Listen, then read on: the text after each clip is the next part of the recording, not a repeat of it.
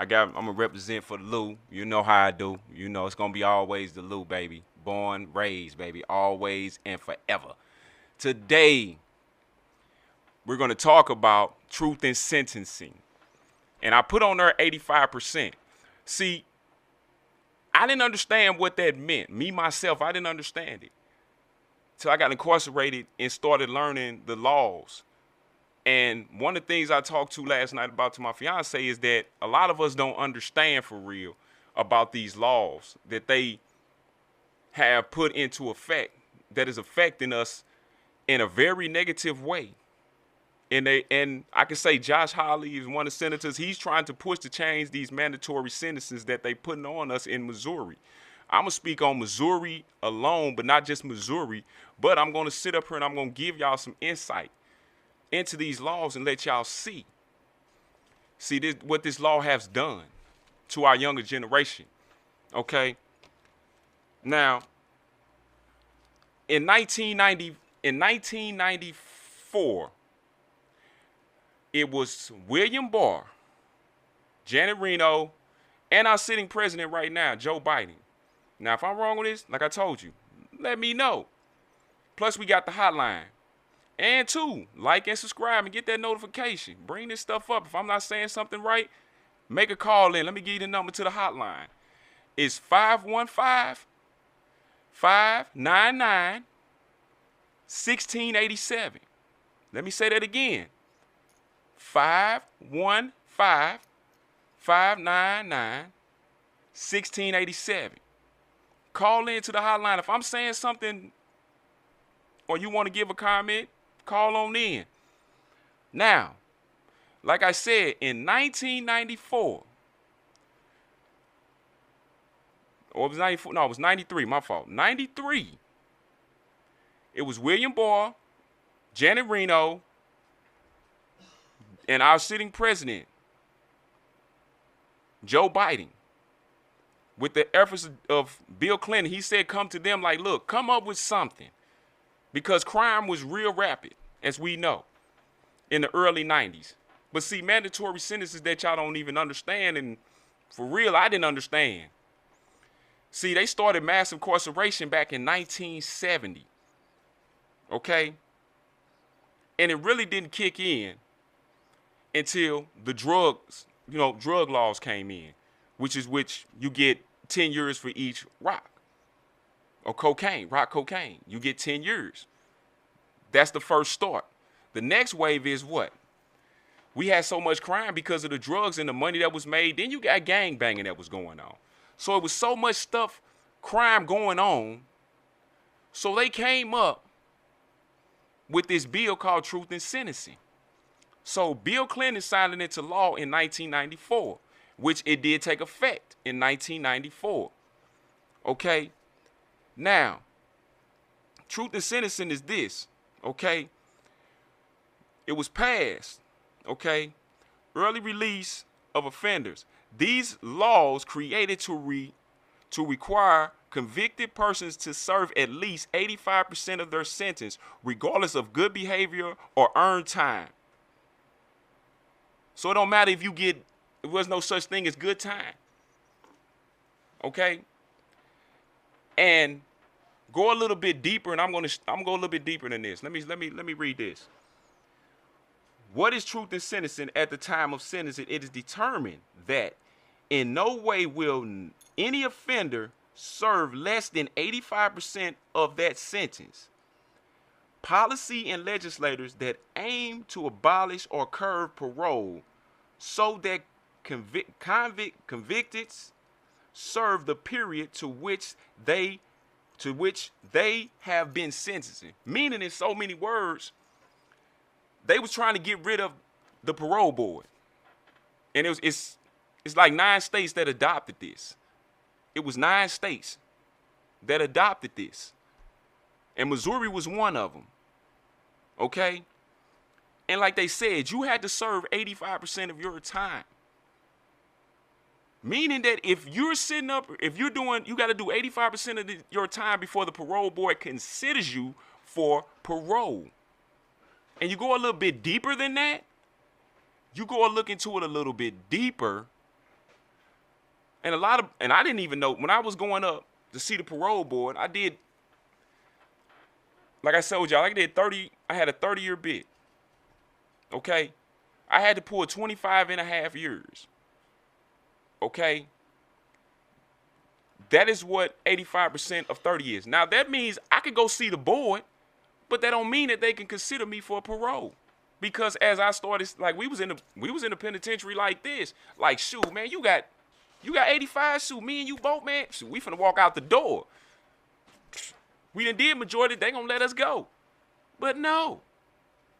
See, some guys, they call them setbacks. They was giving guys setbacks on 85%. So everybody started getting scared and paranoid. But it didn't matter. We do good or not, because the simple fact is, like they just said, it doesn't matter. You're going to have to do that. Okay? And if they feel like it, we're going to set you back anyway. And it don't even matter if you got good behavior or anything. It's set like that in stone. And it comes down to if the parole board really wants to let you go. In most cases, like I said, you had guys acting up in there. Some guys doing what they supposed to do. But they were still giving them setbacks. Now, you may have a 2-year or year setback. Okay? At the most, you're going to get a 2-year setback. Because, like I said, I had 30, 25 and a half. Okay? My out was 2026. Okay? So it's like I got 5 years. Might as well say 4.5 years, right? Because I got 30. So it's like 4.5 years till they can play with. But they showed me mercy and leniency. I thank them for it. The parole board, thank you. But at the same time, you had a lot of brothers, man. It started, like I say, in 1994. This law took effect. Okay? You got to think about this too. Truth and sentencing is linked to a lot of things. Like I said, mandatory sentence, because it's mandatory. This is what's linking it to mandatory sentencing. Okay? And that's where they came up with the 3-strike law too, because of this right here. But California been had it. But see, in Missouri, they came up with this thing, like I think in 2005, if I'm not right. If I'm right, I'm sorry about that. If I'm not right, I don't know, but I think it's 2005. I said it again. 2005. Where they started going through the court, started giving guys 0%. And at the same token, okay, you got 0%. They can either hold you to the time that you, like, if you get 10 years, they can hold you to that 10, or they can let you out early. But most guys, they was holding them to that 85%. So it was still in play that you mandatorily do this. I don't care if they give you, they wasn't caring. We carrying you like this. And that's what a lot of guys don't know about the 7 deadly sins. See, a lot of guys don't know nothing about the 7 deadly sins. And the 7 deadly sins is, a felon involved in the use of a deadly weapon or dangerous instrument, a felon involved in intentional or knowingly affecting seriously, these like the 7 deadly sins: murder, sexual assault, with rape with that too, sexual assault, rape, what was it, assault? Did I say assault? It's 7 deadly sins. I don't know them all. Forgive me if I am. So, here it goes right here. It goes to 7 deadly sins. You have murder. You have arson. You have burglary. You have assault. You have rape, kidnapping, extortion, robbery. These are the 7 deadly sins that they looked at. These are the 7 deadly sins that can get you, honestly, it depends on it, get you whacked and sent away. Okay? Now that takes me into my next thing that I want to talk about.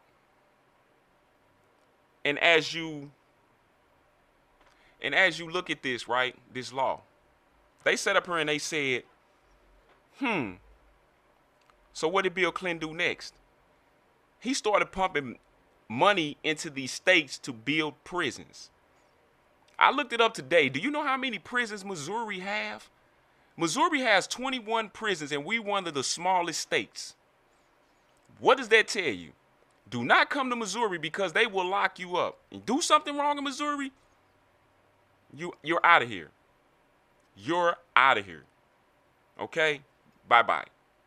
This is a lock-up state. They don't play. I tried to find out how many prisons did they have before this truth and sentencing came out. Wouldn't give me statistics. But I'm going to tell you like this. The prison population is supposed to deter crime and stop so much crime. It didn't. Just look at it. Because you can look at the state's population of prisoners, right? And I'm going to hold this up and let y'all see this. Do y'all see that graph right here? Of how people, all these people that are incarcerated, do y'all see that? That's like 23,000. This was back in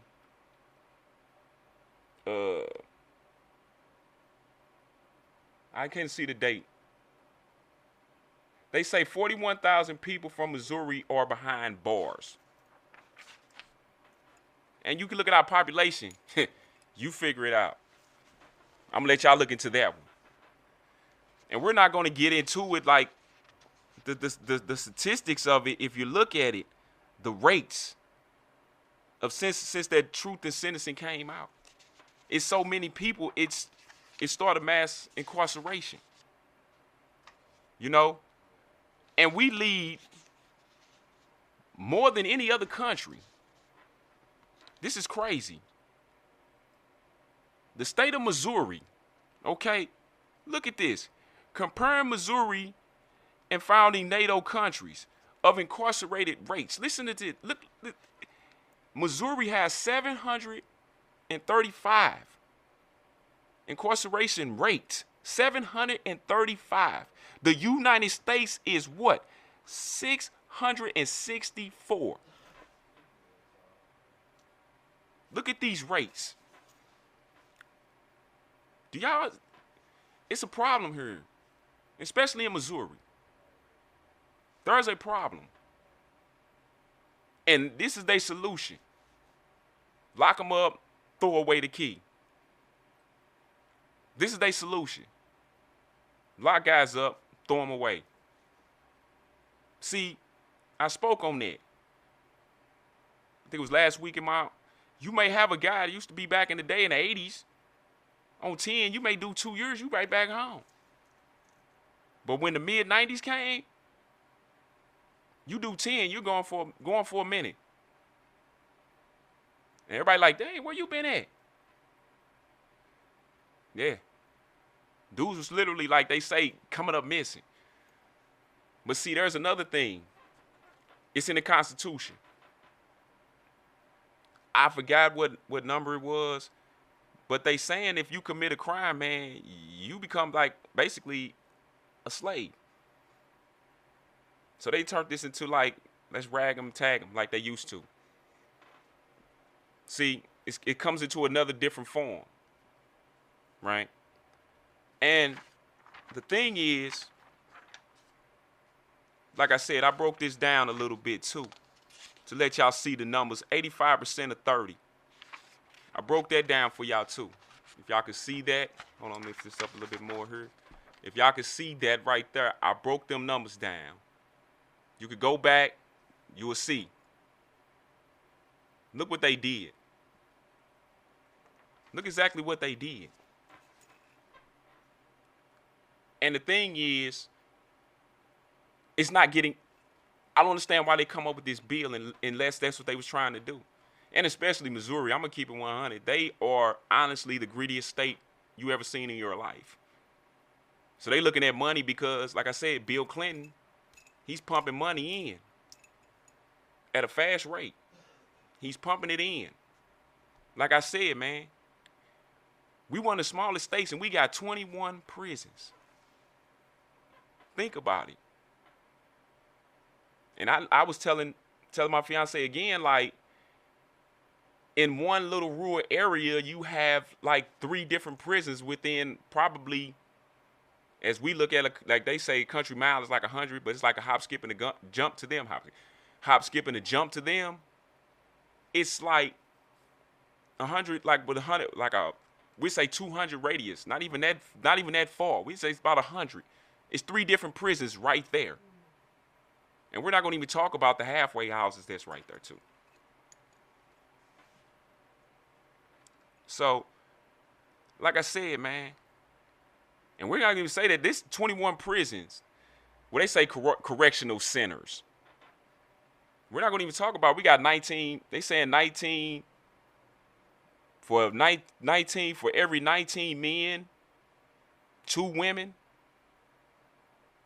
So for every 19 men, every 2 women. And they wonder why we're having a problem with incarceration, because they didn't look at the simple fact is, like I said, Missouri is greedy. But they didn't know that they was looking at, oh, he's pumping money in, we could get this money. But they wasn't looking at the simple fact was, hold up, how much we're going to have to pay for each one of these to feed them, basically house them, clothe them, electric, all this stuff. How's we going to do this? We're not going to, they got the, what they call it, it's a little industry that they call, I forgot the name of it. If I'm wrong, somebody tell me about it. Put in the comments. And if I'm saying something that you like, tap that button. Tap that like button for me. And I want to say, they made the industries, we call them industries, like where we make, like one I went, like in Bonter, I was making, they was making all the different soap products and all that. I was one of the guys in charge of I was making bar soap. My back is still messed up for it because I had to clean this tank out, bent over in there. It was crazy. Bar soap. So, but anyway, they was in charge of what? Paying the electric. We get the little bit of, as I call them, little slave labor money.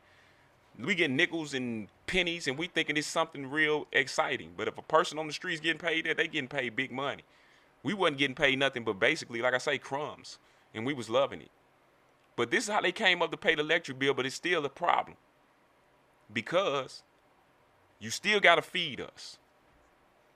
You still have to feed us. Housing, beds, all this stuff comes into play. And they ain't look at this. It honestly create a problem to where they got to figure out how to pay for this. And one thing about Missouri, I'm going to tell y'all, Missouri hates to come out of their pocket. Missouri economy works like this. I take your money to pay him, money whatever he gives me to pay this one. This is how this economy works in Missouri. This is how this works. They rob Peter to pay Paul, as we used to say. This is how they do it. This is how they do it. They don't like coming out their pocket and paying for nothing. They love to keep their money, but they love to use other people's money. They don't want to use theirs. And that became the problem. It became a big problem in Missouri. Now, we speak it up today. Let's speed it up a little bit to today. Now they're trying to figure out how. Because even when I go back a little bit, when I was in prison, they kept on, they got the little rumor around. They've been saying this, I don't know how many years in prison. Man, 85 gonna drop. 85 gonna drop. I did 25 and a half, and I ain't seen the drop yet. We used to call it 85%, but it's a mandatory sentence that we did. And like I say, it didn't help none. Because you got somebody like me, I left the streets when I was 18, and I ain't come back till I was 44. I didn't come back till I was 44 years old on a 30-year bid.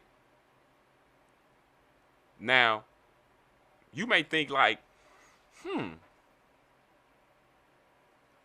well, if you may think that's not bad, that's bad. because when I went in there, I was a child. I had to learn how to be an adult. But the thing I learned how to be an adult is from behind them walls, them prison walls. As Kanye said, the ghetto university. And when you learn from the ghetto university, your mindset is not the same as everybody out here. Because y'all been living life going through this. We ain't. We went through a whole totally different world. Y'all in a different world than we was. And our thinking is not the same. And that's why I say you got a guy like me. Like I say, I'm gonna take me. I'm 18. I'm gonna tell you straight flat out, I thought my life was over. I thought it was over. I'm like, what am I going to do? I thought I was going to die. And then it make it no better. I seeing people die around me, like I said. Like I had this one guy. We was in Bonter. I keep thinking of his name. Was it Yaya? No, that's not it. I forgot the guy's name. But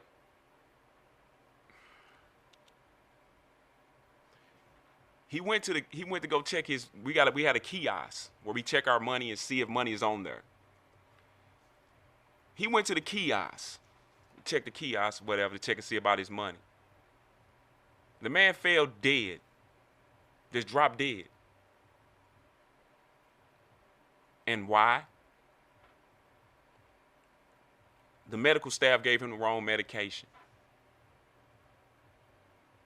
And this is what brings me to a conclusion, like, I'm going to, man, God. Then when a partner of mine, real good friend of mine, he taught me a lot in Gavel Club. Don't get me wrong, I forgot it. It's crazy, I forgot it. It's because my emotions is, because this guy, man, literally, he was at work. He started having a chest pain. So he goes over to medical. They tell him, nah, man, go back to work. You all right. You be cool. Don't worry about it. As soon as he walked back into, because like I say, you got to walk to the child hall to get to the back of the kitchen in Bonter. As soon as he walked into there, the man dropped dead. He had a massive heart attack. And just like I said, I don't have stories of the zesty stuff. I have stories of, like I say, I don't want to mention this stuff like literally. Like I say, there's a story where in Bonter, it's not no story, it's facts. Where they beat this guy to death. They literally stumped his ribs out. When I say stumped his ribs out, I'm talking about they crushed them. And when they coming in there to basically say the Doom Squad, these guys you ain't never seen in your life. When I tell you, these guys you ain't never seen on the compound. Where did they come from? And they are young, country-fed guys. I'm talking about big. And they're coming to, beat the hell out of you. And you may end up dead. And we're not gonna get into the point of when I was on my way home. Really, when I started getting I seen so many times where literally I wanted to cry because so you know they will drop on you. They'll drop on you. So if you got marijuana or something in your system, they could either take your date, set you back, all this, right? But take your date, that means they're gonna be set back. You're gonna have to get you another date. So guys start coming up with the conclusion of, let's try K2. We call it deuce or whatever. Let's try this. And when they try this stuff, dudes, is literally, when I tell you this, one guy that I knew, I'm gonna tell you like this. I get woke up from my celly like probably 1 or 2 o'clock in the morning. He like, hey man, get up. I'm like, what's going on? He say, man, such and such, man. And when I looked over there in the 11 house, you got 2 bunks and all you got is a lock and it's open bay. It's literally open bay. And I look over and I see my partner. He's between the locker and the bed, like he's basically dead. You had guys flipping out, throwing up. This one little guy, I'll never forget him. This little guy here, he literally, when we walked out, going to chow, he was cool. But once we got to the chow hall, he's standing there with his tray at the ice machine, filling up his tray with ice. It was the sergeant and the CO just came over there and just sat with him and just looked at him like, really, literally. And when he got out, he got back high again, and I'll never forget this. He's running around the wings, singing and everything. Everybody's trying to basically deter them from trying to lock him up. Shit, that didn't work. You know, CO told him, "Hey, come here, man." So he comes there, and CO just looking at him. Man, and push the CO. You know that's an assault charge. And my point is, like I say, I wanted to cry, man, because it's like, these the dudes that's going home. This is 11 house. This work release, everybody finna go, they on their way home. And it's like, these dudes don't even care or nothing. Like, it made me want to cry. And that's why I said it to myself, because I'm like, man, this is our generation.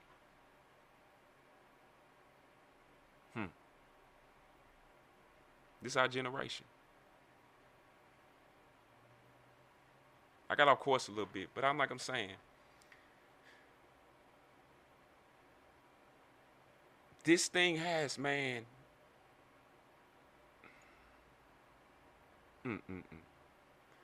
I don't get it. I don't. You know, like, me and my producer, Justin, we was sitting back talking about this. He's like, some guys, you know, that do stuff they do. But my thing is, you should be like they do over in Illinois. Like I say, I told them they should do like they do over in Illinois. This is your date. You mess it up, it's up to you. At least we giving you a chance. Over here in Missouri, they're not giving you no chance. This is what you got, and this is what you gonna do. And most guys, like I say, they take a plea bargain and think, oh, I'm gonna do 0%. No. I'm sorry to tell you. There is no, you're gonna do that 85. Ain't no breaks. Because I ain't seen bunch of them guys think they gonna go up now. You getting carried that far. And probably a little bit long if they feel like it.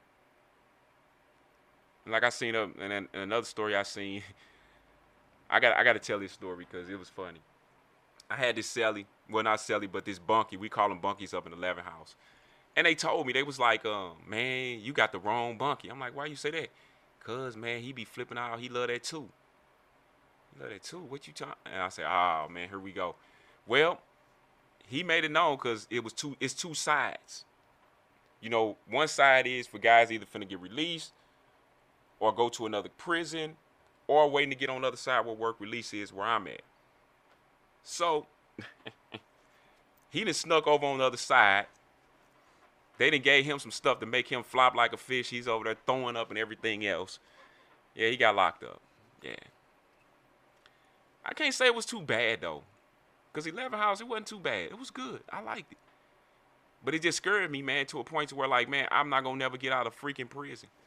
Because the guards come up there, started, lieutenants, sergeants, they coming up there tripping with us because these dudes, that's what it took me into. These dudes flopping like a fish.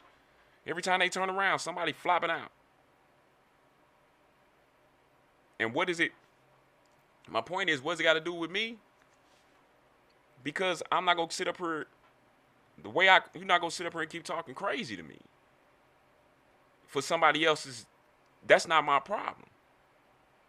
And your bid is affecting my bid. So we got a problem here. That's what we was taught. Don't affect somebody's bid, man. Once you do, some things gonna happen. And I ain't seen it.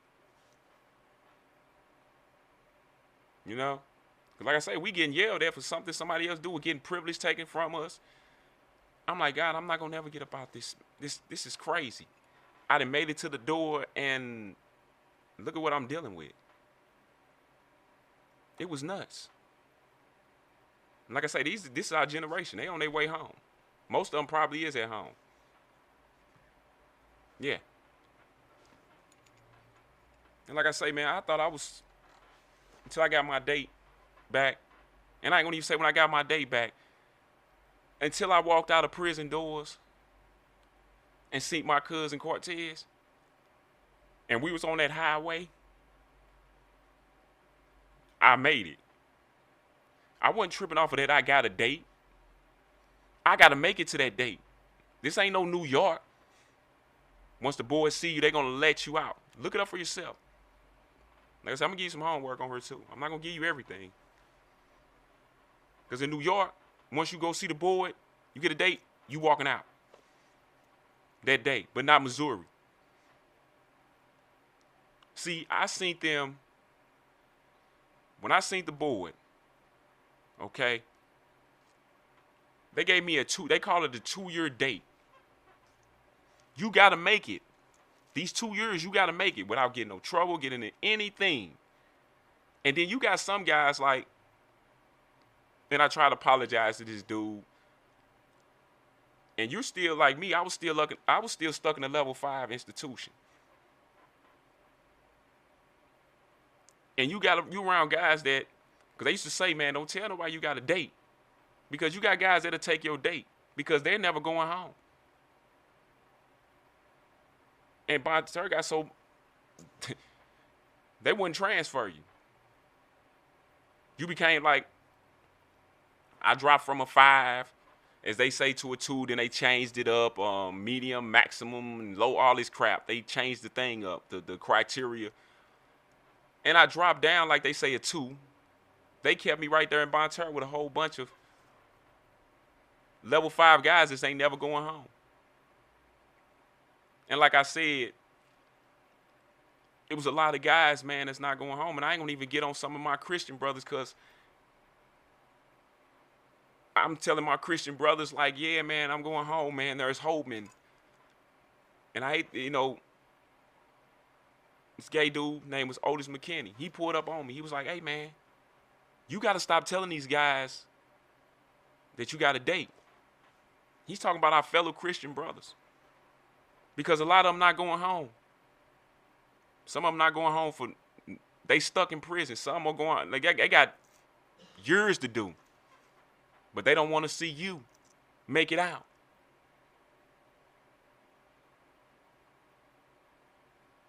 You know? It's sad, man. It's straight sad. And like I say, man, like I say, you got to wait. It's 2 years. It's a 2-year date. They're going to push you towards that 85. They're going to push you to that 85. When I say push you to the 85, they might see you with, like I say, I went to see them probably when I had 23 years in. 23, probably 23 and a half, because I got a 2-year date. So 23 and a half, I seen the board. And I'm going to say this, man. I was, like I say, I'm still fighting. I already know that I got a date to go home, but I'm still fighting to make it out that door. Because I've seen so many brothers lose their date. Or almost like get caught up in something where they could lose their date. It was scary. But this is how Missouri does you. You got to make it 2 years. That's what they tell you. They setting a trap. Hoping that you fall. And we're not going to get on the point of guys they know in their heart that's going to come back to prison, that's going to come back, that they know will come back to prison. They hurry up and give them a date. Next thing you know, you will see them probably next 3 to 4 months walking the yard.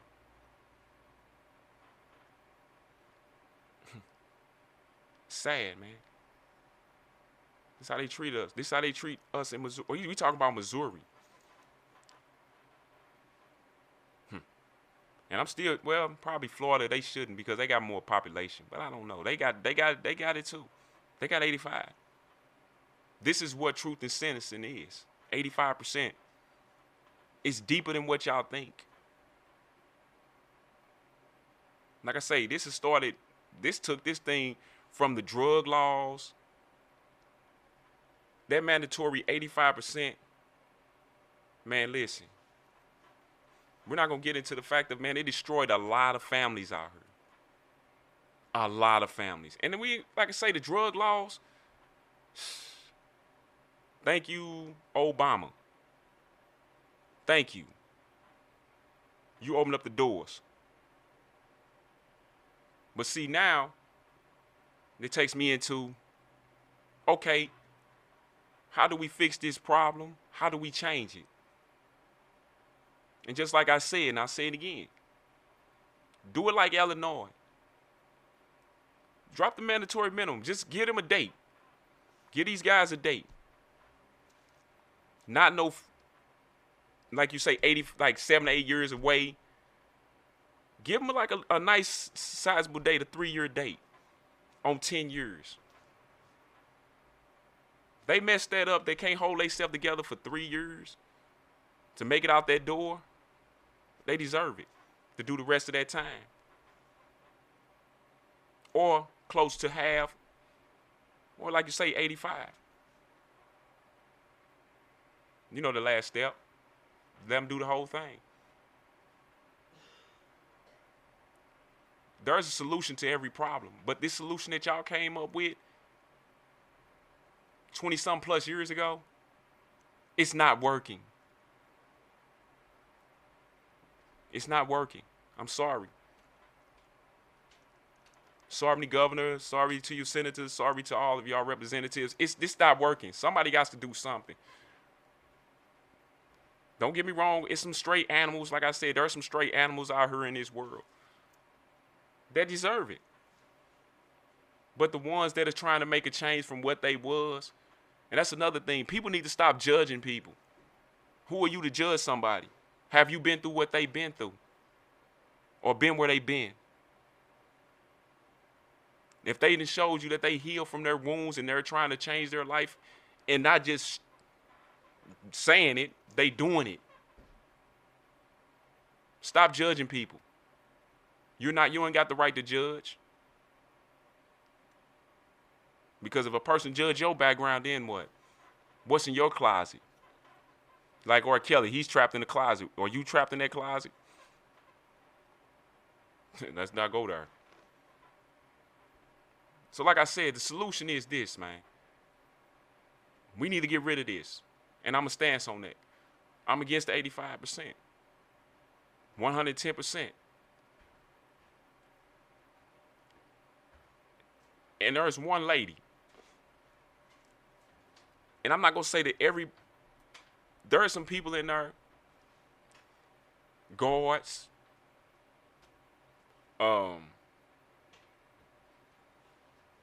teachers, Laura Langley, I thank her because God put her in my life. I thank God, but I thank her because she made me stop acting like I was a damn fool. Made me want to get my education. Made me want to get my education.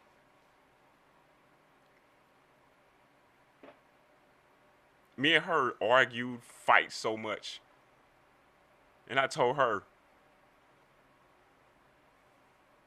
it wasn't meant for me to get a GED. And she said, yes, it is. And she helped me. And I will ever be grateful to her and thankful for what she did for me. Because she opened up my door to change. My thought process. Everything about me. Even though she came my boss too. She was the one that took a chance on me being a tutor. Yes, I was a tutor. A guy that they said, as guys out here in the world say, is retarded. As they say, guys is retarded. But I was certified by them mentally retarded. I got my GED, came a tutor. I helped a few guys. I'm not going to say I helped a lot of guys get GEDs. I'm not going to say that because sometimes, I didn't. I'm not going to say I was the best. I had a crew around me. If anybody was at Bonter back in, like, from 2000, was it 2005, 2006, 2007, all the way up 2005 to, like,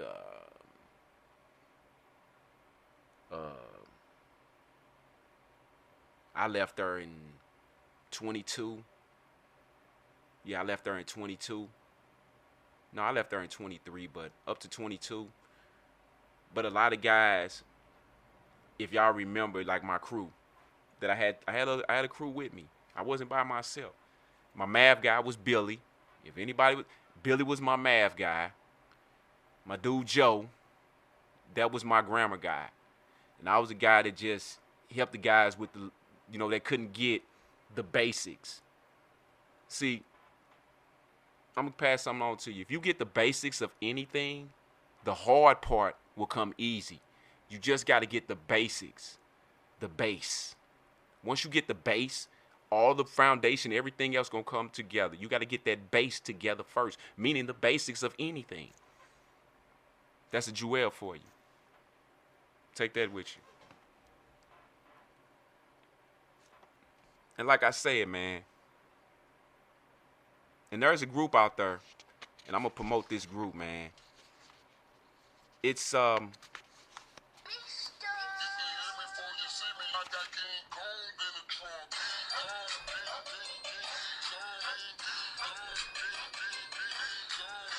Hold on, we got to call her? Slide over. Okay. Yeah. Yeah, King Kong in the trunk. Yeah, so there's a group out there, man. I don't want to get them wrong because I want to promote this group, man. It's called Families Against Mandatory Sentences. Please leave your message for 63634. Hit it again, huh? I guess I don't know who that was, but okay. It's a group called they didn't give it to me at the library. That's crazy. Huh, I know I had it. But okay. You can hear me before you see me. I got King Kong in the trunk. 18 calls? Yeah, that's crazy, ain't it? Okay. Anyway, it's a group called Families Against Mandatory Sentences, man. Look them up, man. Donate to them. Donate to them. So you get a chance, go ahead and donate. And like I say, man, we trying to get rid of this 85, man. I'm talking to senators, governors, man. Get rid of it, man. But see, we got another problem real quick. If they do let guys out,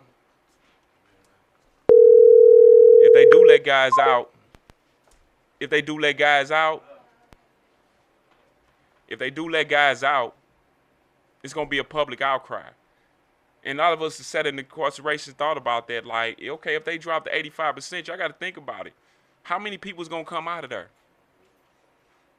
It's going to be a lot of massive guys. And I'm thankful that they started slowly because they started with the guys that was locked up at 16 years old with life. And I knew a lot of them. They had life. And they back out here in society, and I'm going to say this. They doing good for themselves. And I'm proud of my brothers. Because they think that, honestly, we come from that place. We're going to be back to what we was at first. Nothing but a bunch of criminals. And like I say, man, I'm against it. Drop the 85%, drop these mandatory sentences, man. We got to change this. Because it's not doing us no good, man. And my brothers that were out here with me, that's back home with their families, be what your family needs, man. Continue to be what I used to know you as, that real dude. Regardless of how they feel, let them know what's real, man. Like I say on my podcast, man, no fake shit. Give it to them in the real and the raw. That's what we was taught. It may hurt their feelings, but hey, and I got caught up in a situation like that. Because not me just telling my son, I had to show him. Like, this is what you go do when you chasing after ghosts. And I almost went back myself. But thankful to God, he had me. Because I had to prove a point. I know I don't have to prove nothing to nobody, but sometimes you got to let them see for themselves. Don't talk about it, be about it. Like I say, as I leave y'all, man, I hope I let y'all know about these mandatory sentences, this 85, because I can go on and on about it. But like I said, man, we need to get rid of this thing or come up with a better solution, because mass incarceration ain't helping. But we already know what mass incarceration is. It's the new form of, I'm going to leave that alone. But y'all know what it is. Let's see where I'm at here.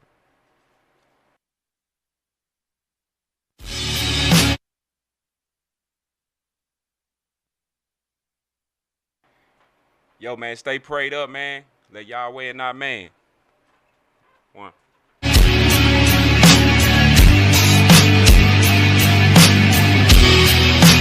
Grace.